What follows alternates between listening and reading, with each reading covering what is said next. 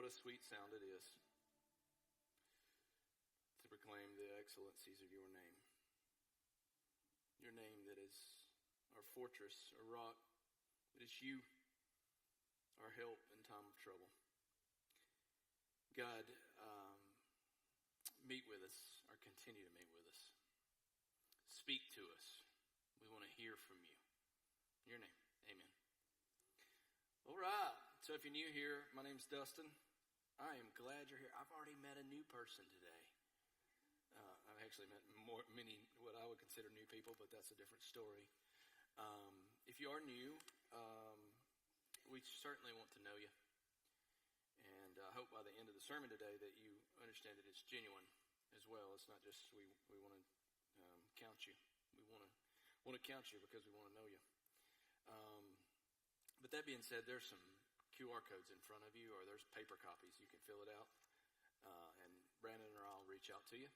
Also, if you're new, you've been here a little while, we're doing a Next Steps class, which is a 30-minute low-pressure sales info class that will happen right here in these seats right after the service. So just hang around for that. We're going to put a timer on the clock, and in 5-10 minutes, we'll meet back right here. And I promise I'll get you out before you start completely to death. So if that's you, we'd love to have you. You got your Bible? Luke chapter 10. Luke chapter 10. So we are in this series called Connected, and today will be the end of the Connected series. And we got something special for you next week. I'm excited about something new we're going to do. And it should be a good Sunday next week. But we're going to continue or conclude the Connected series today. And so we've kind of told you who we are. This is Connect Church, right? We're connecting to God, we're connecting to others, and we're connecting to the world. And that's who we are, and that's what we're doing. And we've kind of moving it toward you on an individual level. I'm asking you questions. And so the first question the first week was, are you connected to the source? Am I connected to the source of life? Am I connected to the source of everything that is and exists, but also am I connected to him in a way that he's changing and transforming my life? Am I connected to the source? And then Brandon last week, I heard it got a little rowdy in here last week. I heard the Pentecostals came out or something. We had it fired up. Am I connected to people who are connected to the source? Would be the question. Phrase it that way. Am I connected to people who are connected to the source? You might call that partnership. So the first week, we have a power source. We've got to connect to the power source. And we connect into a partnership with people who are connected to that same source. And then today's question is, am I connected to the source's mission? Am I connected to the source's mission? Now, oftentimes, this is who we are. This is Connect Church. This is what we're trying to accomplish. This is what we're doing. This is where we want what we want you to do. Oftentimes, we think of it as steps, right? Like, I connect to the source, and then if I'm really getting good, I'll connect to a life group. And then if I get even better, I'll connect to Serve Team, which Serve Team has a project Saturday. You can see Scott Belgard. Where you at, Scott? Very back. See Mark right here on the front. These guys are going to be working to build a wheelchair ramp in our community. So we're connecting to the source. We're connecting to life group or to other people, and then we're going to connect to people who have needs in our world. And so we think of that as a process, but it's not a series of steps. They all happen simultaneously. And that's something different about Connect Church. That's what I believe, what we believe, that it happens all together, right? It's moving with synergy. And so when we think about that, you think about that, it's 3 P's. Here give you 3 preacher P's. A preacher can alliterate, right? You've got the power, you got the partnership, and then you got the purpose. Now, I was sitting in my recliner this morning. I had the 2 younger kids because the older kids and Lindsay are at Strength to Stand. We had 7 kids get saved last night at Strength to Stand. Yeah, awesome. And then they got more sessions to come, and they'll be back Monday. But so I had the littles with me, and so I couldn't get down here early. So I had to sit in my recliner and review the sermon, and I turned the gas logs on, right? So that's the essence of the gas logs. They're connected to the power source, or the gas. They have a partnership with the igniter. If the igniter goes out, I've got a problem, right? I'm probably going to blow up my house trying to light it because I want to light it. but then it has purpose to heat my house, to provide for me. And so almost everything in our world works that way, if you think about it. The car that you drove here in today works that way. It's connected to the power source. It has this partnership, and then it has this purpose of benefiting us. Well, God's mission, and Christianity is the same way. Your development or formation as a Christian is the same way. That God is leading you through this movement for purpose. God's mission, just to be clear, is this. God's mission is to call the entire world to himself. Period. Right? And so for you, those of you who are note takers, I'm about to blow your note taking world up because it's not in the notes that I've given you. This is all preliminary. There's going to be a bunch of scriptures. God's mission is to call the entire world to himself, and it's always been that way. It has always been that way. He wants everybody. So we start to see Matthew chapter 28. We go, oh yeah, the Great Commission, right? Jesus said, Jesus rose from the dead before he goes back to heaven. He says to his disciples, go and make disciples of all the world, right? To the ends of the earth, and I'll be with you forever, and I'm with you. Nothing will overcome you, right? And we've taken that pretty literal around here, right? We planted 2 campuses, right? We're planting churches in Africa. We planted churches in India. We planted churches locally. We're partnering with people planting in Birmingham. We're partnering with people planting in England, in Scotland. We are partnering with that all over the world right now. It's who we are. It's something that you and I know. It's been taught here for years and years and years. We are walking into this mission, but the reality is God's been saying it much longer than Matthew chapter 28. He said it all the way back in the book of Genesis chapter 12. To Abraham, Father Abraham, we all know the story, right? Leave your land, I'll show you. And we think it was talking about having babies and in the promised land, and it is. But then God says this in Genesis 12:3 says, I will bless those who bless you, and him who dishonors you I will curse, and in you all the families of the earth shall be blessed. God has been motivated for over 3,500 years that he wants everybody. We read the Old Testament and think he only wanted the Jewish people. No, he wants everybody. He displayed it through Moses with the plagues in Egypt. You know those plagues you go, I want flies and gnats and frogs and a red river or bloody river. Those are all displaying that God is the one true God, that he's more powerful than the God of the gnats that the Egyptians worshipped, and the God of Pharaoh that the Egyptians worshipped, and the God of the Nile that the Egyptians worshipped, and the Lord of the flies that the Egyptians worshipped. God is displaying that for the world to see. I am the one you are looking for. I want you. Even to Joshua, after Moses, he says this. Joshua, they walk around the city of Jericho and blow trumpets. Right? That'll make the walls fall down. They fall down.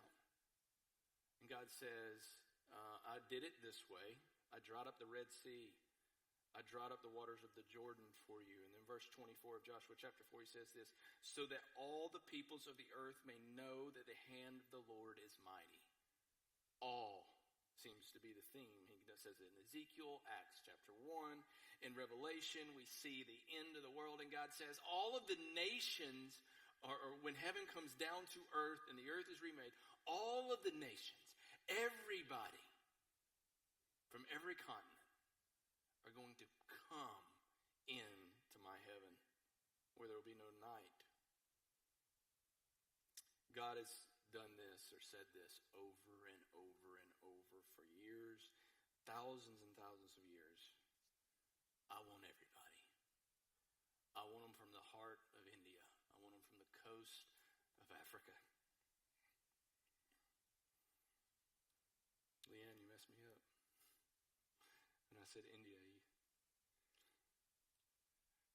made me reminded of the heart of India I have with me. He wants them from the heart of India, from the coast of Africa, from the jungles of Brazil, and from the mountains of Honduras, and from the neighbor right across the street from you. God wants his people. He's always wanted them. You see, this is what we know.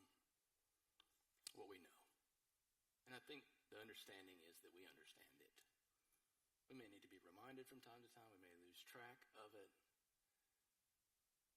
But it's pretty clear. It's not that we don't know this is the mission. This is what he's doing. But it's that we put it in the back of our brain. And I think we put it in the back of the brain because we don't know exactly how to execute. We get overwhelmed. And maybe some of you are here and you're like, you feel it like you got, oh man, now I got to go to Africa. Maybe you do. We got 2 guys going tomorrow. You can go join them if you want to catch a flight, right? But maybe there's more there. I think we treat it oftentimes like a recipe that we don't have the ingredients for. Like goat cheese. Charlie and I were cooking. I got some time with Charlie this week, which is rare, and she and I cooked chicken brine, carabas, so we went and got our goat cheese. Now, if we'd have cooked that entire recipe, sun-dried tomatoes, basil, white wine sauce, I know I'm starving myself to death, all of that, and then I put American Craft on top, I didn't think it would turn out, right? Now, you've got to have the goat cheese. So I don't want us to shy away from the recipe. Right? We don't want to substitute with nice things. But I hope that today I get to give you some real practical how-tos into walking into God's recipe for the world and recipe for you. That you'd find your purpose, his mission in it. So let's read Luke chapter 10, verse 25. It's going to be a story that you're very familiar with, probably, if you've been in church any amount of time in your life. And behold, the lawyer stood up and put him to the test, saying, Teacher, what shall I do to inherit eternal life? And he said, What is written in the law? How do you read it? And he answered, You shall love the Lord your God with all your heart, with all your soul, with all your mind, with all your strength, and with all your mind, and your neighbor as yourself. Jesus said, You got it. He said to him, You have answered correctly. Do this, and you will live. But desiring to justify himself, said to Jesus, And who is my neighbor? Clever lawyer. Jesus replied with a story. It's a parable. Right? So it's not a true story. It's not actual people. It's a story. It's a make-believe story told to make a point. He says, a man was going down from Jerusalem to Jericho. He fell among robbers who stripped him and beat him and departed, leaving him half dead. Now by chance, a priest was going down the road. When he saw him, he passed by on the other side. And so likewise a Levite, when he came to the place and saw him, passed by on the other side. But a Samaritan, as he journeyed, came to where he was, and when he saw him, he had compassion. He went to him and bound up his wounds, and pouring on oil and wine. Then he set him on his own animal and brought him to an inn and took care of him. And the next day he took out 2 denarii and gave them to the innkeeper, saying, Take care of him, and whatever more you spend, I will repay you when I come back. Which of these 3 do you think proved to be a neighbor to the man who fell among the robbers? And he said, The one who showed him mercy. And Jesus said to him, You go and do likewise. Jesus is not telling us who our neighbor is. He's not answering the question. He's telling us, like Mr. Rogers, be a good neighbor. Right? You get it? He flips it around. But in this story, we see kind of 4 characters. Jesus' parable, we see 4 characters. We see the priest, the preacher. We see the Levite, likely in our context and culture, we could probably call that a deacon or an elder. We see the Samaritan, we'll talk more about him later, and we see the dude in the ditch. We got these 4 characters. So let's start with the priest and the Levite. Now, just for short, they are more likely, most way to understand that is the preacher and the deacon. Right? The priest would be the guy in charge. The Levite would be kind of from that tribe. He helps with other things around the church, around the temple. So Jesus is pointing out these guys. And what do? They see the man in the ditch, and they go to the other side of the road to avoid him. Now, you got the preacher, and man, preacher really did that? Well, good news for you. Sometimes the preacher does. Not with any of y'all, though, I'm sure. Right? And then there's the deacon. He's on the way to the beer store. Right? He can't stop. He's got to go to the other side. Now, let's think about why they wouldn't stop. Why they wouldn't go to the man in the ditch. Why they would see him. Be aware of the need. Be aware of the suffering and avoid him. What are some reasons? Well, he's on his way to church. Preacher's got to get there. He's got to preach. Ain't nobody else to preach today. He's got stuff to do, maybe. Maybe the Levite, maybe he was going to the beer store. Maybe he had a prior engagement. He's got to get home from work. He's a working man. He's got to get home from work. He's got to get a shower. He's got to get his kids to the basketball game. Anybody relate? I know I can. Maybe you can't get dirty. Like I'm headed somewhere and I've got on my nice clothes. I got my Sunday clothes or my Friday night clothes. Can't get dirty. Maybe it goes like a little more self-pity, right? A little more like, I'm the victim here. I don't know first aid. But I can't help him. I don't know how to help him. I'm not a firefighter or a first responder or a paramedic. I'm not a police officer. I have no medical training. Maybe it's in that same vein. I'm just one guy. Man, it's going to take this. He's a big guy and I'm a little guy, and this is a pretty big mess. It's going to take more than me. Maybe I should call somebody. Maybe you should. Then another one. Maybe it was too dangerous, right? So this area from Jerusalem to Jericho is about 4 or 5 miles, right? It's not far. And people traveled that way often. They would move down that way, and robbers and thieves and muggers, they knew that there were wealthy people moving and traveling from the big city to the smaller city, and so they would set up an operation there. Maybe it's just a buddy who's laying in the ditch going, man, I get to be the ditch guy today. You guys do the pulling of the weapons. What if that person's the bait? I can't help him. Because what if I'm the next victim? What if I'm the next guy in the ditch? What if I'm the next person caught up in the mess? And then there's this one. This was a church one. He brought it on himself. I tried to tell him not to be flashing those hundos. I tried to tell him to stay out of the bottle, to not go to that party. I tried. He brought it on himself. He was a good boy. I went real southern on that one, didn't I? He shouldn't have been such a fool. There's one. Then there's the other church one. I'll pray for him. I got to get to church, but I'm praying. I'm going to pray for you. Even though you're dying in a ditch, I'm going to pray right here while I keep walking on the other side of the road. The point is clear.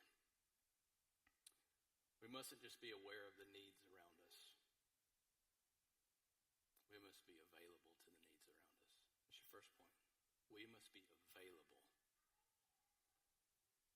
We must make ourselves available to people in difficult and hard places. We must make ourselves available to our neighbors. This is the game plan for how God brings his glory to the entire world. This is his game plan, whether it's the nations of Africa or it's the neighbor across the street. This is the game plan. Make yourself available to the work of God in the lives of other people. And then there's the Samaritan. Now, we need to understand this about the Samaritan. We name hospitals after Samaritan, right? We have organizations that take in billions and billions of dollars called the Samaritan's Purse. And they do good things. And the Operation Shoeboxes, right? You do the shoebox and send it at Christmas. That's Samaritan's Purse. But when Jesus said Samaritan, it wasn't how you and I think about Samaritan. It was half-breed. It was people who had abandoned the faith, abandoned the culture, abandoned life. That was the vitriol in Jesus saying the word Samaritan. So much so, it had been hundreds and hundreds of years of hatred and racism and war between the Jewish people and the Samaritan people. So much so that if someone was going from Jerusalem in the south to like Galilee in the north, that they would go 15 miles out of their way just to avoid walking through Samaritan territory. 100 years before Jesus used this illustration of a Samaritan man being the good guy, 100 years before it, the Samaritan said, I think we want to build a temple to worship the God of Abraham, Isaac, and Jacob, our God, Yahweh. And the Jewish people in Jerusalem said, no, you're not. And in 128 BC, they marched down there with an army and burned it to the ground. The temple. A temple built to God, a church, marches on another church and burns it to the ground. This is who Jesus chooses to be the good guy. not the preacher, not the deacon. The Samaritan is hyperbolic. Jesus is making a point. He chooses the most condescending person to his listeners, the biggest outsider, to be the guy that's the good guy. The Samaritan sees the guy in the ditch, though, in Jesus' story. He sees him just as the priest saw him and the Levite saw him. But he doesn't move to the other side of the road. No, he moved with compassion, moves toward the ditch. He goes down into the ditch. He gets the man. He uses of his own expense, his oil and his own wine, his own donkey. At his expense, he treats and binds the man's wounds, places it on his own donkey, and carries him. Now that means the Samaritan is walking. He carries him to shelter. We must be like the Samaritan.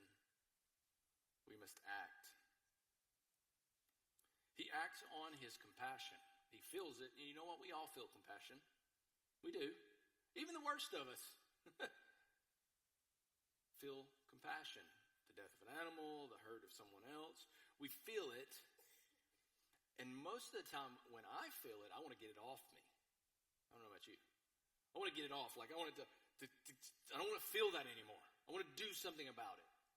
And that's the purpose of compassion. The question is, how do we get it off? How do we deal with it?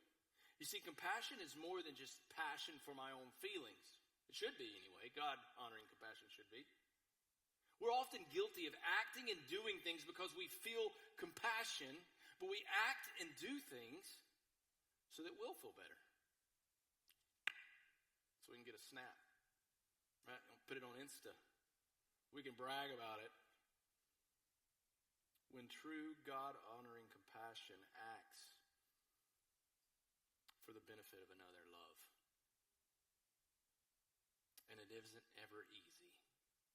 Because ultimately, the most loving thing we do with people that don't know Jesus is tell them that he is the answer. He is the answer to their ditch. He is the answer to their problem. Now, I know what we must be available and we must act. And I know almost every person in the room has experienced something like what I'm about to describe, and you probably feel this tension. Like, back to that, I feel the emotions of compassion, and I want to get it off of me. We oftentimes act, and we act in a way that maybe isn't the way we should act. And it's a good way. We would think it's a good way. Like, I was at UAB in college, and at UAB I parked 4 blocks. I had to walk 4 blocks. Any UAB grads in here? Right? Any of you college students, right? You had to walk 4 blocks. Maybe they've improved it, Laura. I had to walk 4 blocks from where I could find a park, from the parking deck, all the way to School of Health-related professions, right? And so I'm walking along on my sidewalk. I had to walk it every, 4 days a week.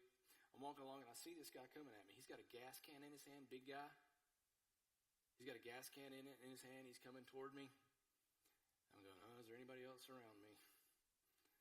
Because I know what he's going to do. And he comes, hey. He doesn't ask for money at first. He says, hey, do you know, my wife's in the hospital. My car's out of gas. And I have a gas can. Do you know where there's a gas station? I said, 2 blocks east. Just right over the top of the hill. He said, okay, thanks. Hey, you have some money you could loan me? I don't have any cash with me. And of course, I pull out my whatever, give him $10. And I felt, like, hey, I helped a dude out. He's in a tough spot. Until the next day, when I saw him on the other sidewalk, just a street over. Give it to the brother, though. He had a good plan, right? He's got strategy. At least he's thinking it through. But you and I can feel that tension. That's the reason we can't just take the compassion that we feel, that tension, and go throw it off. Because we're not helping. You and I all know that. We've all experienced it. It is not good to hand a drug addict cash.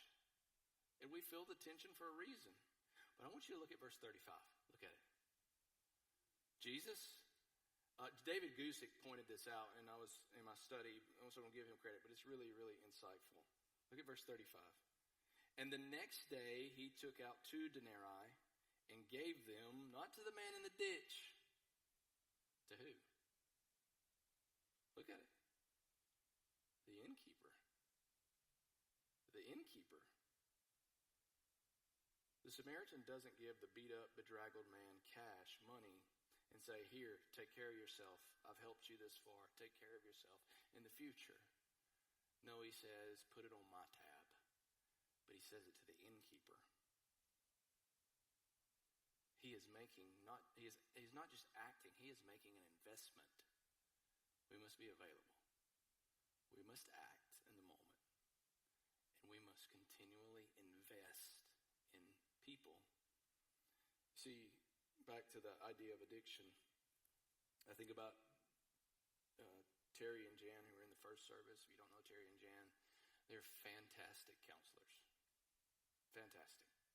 If you're dealing with addiction or you got family members dealing with addiction, then both sides of it, they're good. I always go to them, and Jan would tell me, it takes time. Recovery always takes time. Healing from trauma always takes time. And getting saved does too. We don't think of it that way. It's an American idea, right? We go, it's a one-time decision. It happens in a moment. But the reality is, it wasn't the first time you heard the gospel that you got saved. It may have felt like the first time. It may be the first time you actually heard it, and it came alive in you, and God took it through the Spirit and sealed you, changed your heart, transformed you, made you new. But you heard the gospel over and over and over again. You heard it from little old ladies in Bible school. You heard it from your grandmother. You heard it on TV. You heard it on social media, some TikTok. You heard it over and over and over. Stats would say that a person has to hear the gospel between 10 and 15 times before they can comprehend it in a way in which they can believe it. It all takes time. It takes investment. Time, our greatest commodity in the world. You, me, us, the church, this church, we mustn't only act in the moments that we see need. We should. But we must continually and intentionally invest in people in ditches. People of the world. People that we are calling around here these days not yets.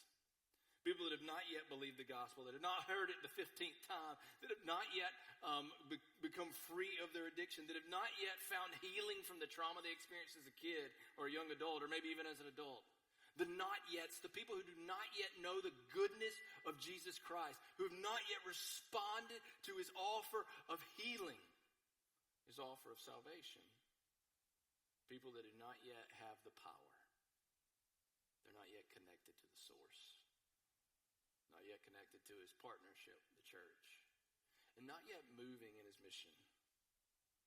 You see, these are the people that we're still here for. You get it, right? This is when we deal with death. This is when we deal with lives falling apart. We deal with suffering. You know why?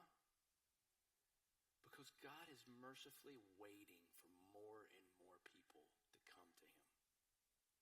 You get it, right? This is why he hasn't raptured the church, taken us back to heaven, and we're living in just bliss with no problem. Because there are people that still have not yet come to him. And that's the reason I call them not yets. They are not yets. Because he had said not yet. You see, you and I live with the cards to win. We're not playing them because maybe whatever reason, fear, busyness, whatever it is. It is his mission. He wants everybody. We got to engage in the mission. And this is why we go to Africa. It's why we go to India. It's why we go to Honduras. It's why we go to Brazil. It's also why we do CWJC right here, about half a mile from here, with ladies in difficult places. It's why we do Maker's Child, and why we hosted Room in the Inn in Albertville Friday night, and we'll host it in Arab, and we'll host it in Gunnersville. Because this is our mission. Because it's God's mission. This is why we ask you to pray, to go, to give. For the not yet. The not yet, where they live in the mountains of Africa, or they live right across the street from you. God wants them.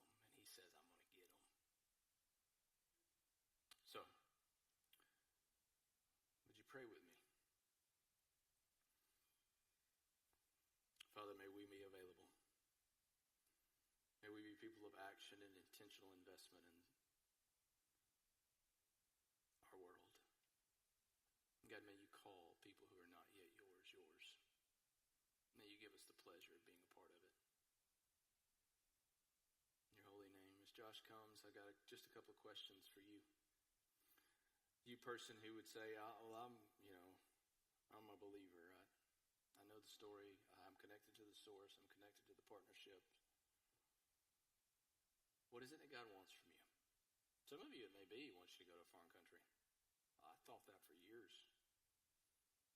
Some of you, it may be, He wants you to just go across the street or next door.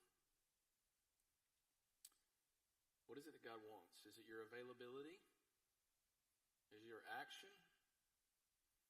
Or is it your investment? That's the first question to answer. Now, the second is interesting. Because we read this story, you guys can look up or whatever you want to do. I'm going to talk a little longer. Josh, I think Josh is somewhere around here. I hope he is anyway. You know, we read this story and we go, I need to be a better neighbor.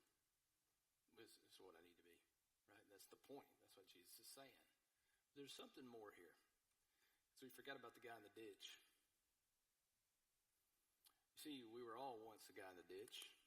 Some of us may still be the guy in the ditch. And that's okay. It is good. Because Dustin's not the Good Samaritan. There'll be times when Dustin does avoid. Goes to the other side of the road when he just isn't available. There'll be times when you won't act.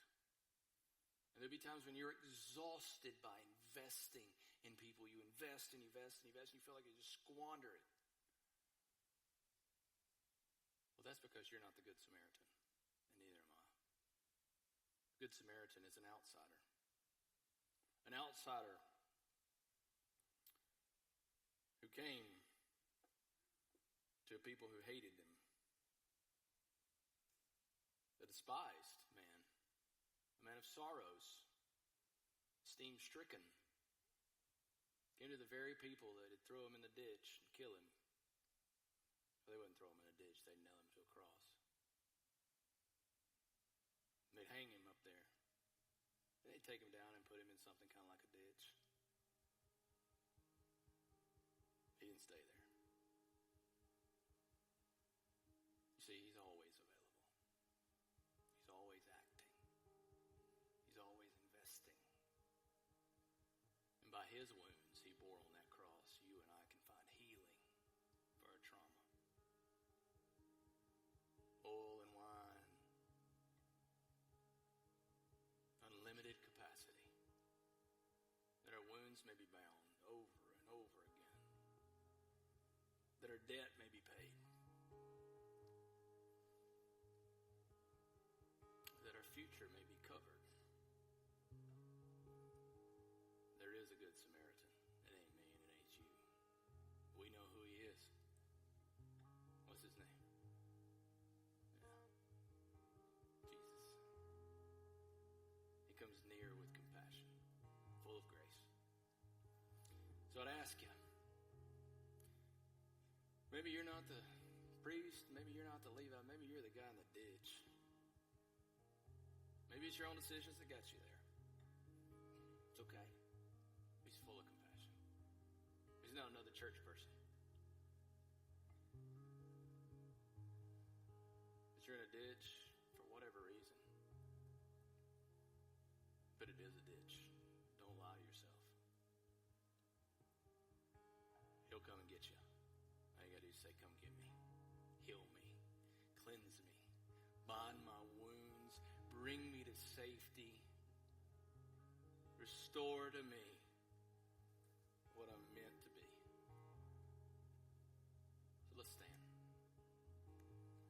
Josh is going to lead us in this song. And I'd ask you, if you're that person in the ditch today, don't stay there, man.